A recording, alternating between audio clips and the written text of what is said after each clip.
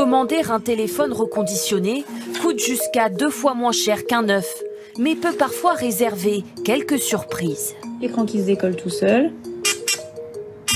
Le vibreur qui a des petits soucis. Regardez, il y a des vis qui se baladent. Le joint étanche a été très mal posé.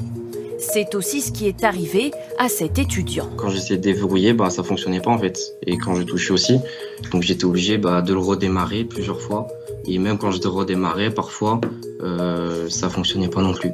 Alors, peut-on faire confiance à ces appareils remis en état?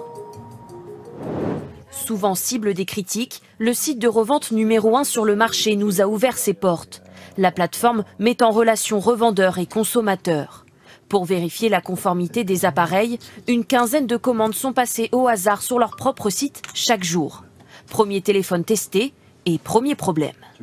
On s'aperçoit que la batterie est à 85% de sa santé et a été rechargée et déchargée 664 fois, ce qui ne correspond pas à nos critères qualité. Notre prérequis est de 500 cycles. Avant même d'avoir testé le produit et juste en l'ayant branché, cette batterie-ci passera déjà pas le test.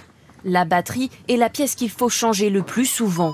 Cette fois-ci, le commerçant sera seulement rappelé à l'ordre. Le but, c'est pas forcément de les sanctionner, même si c'est parfois le cas, mais c'est aussi et surtout de les aider à s'améliorer.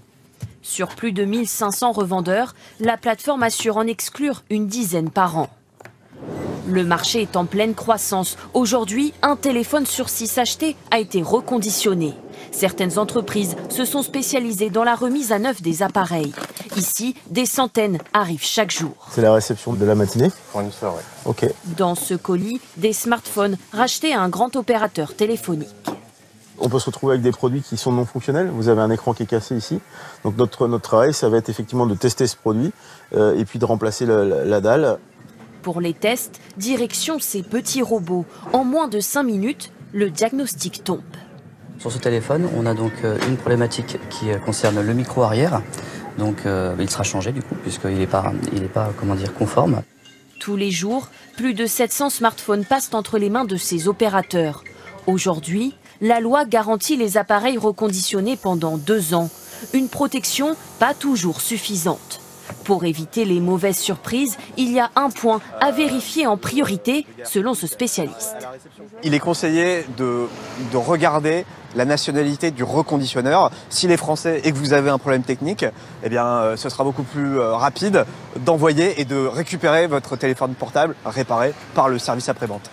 L'année dernière, la répression des fraudes a relevé des anomalies chez 62% des vendeurs d'appareils reconditionnés.